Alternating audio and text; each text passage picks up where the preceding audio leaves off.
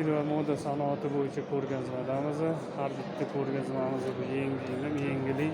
Butun umr yashab, butun umr o'rganamiz. Bir kichkina bir kattani gapiga quloq solamiz. Yoningda sog' bo'lsin.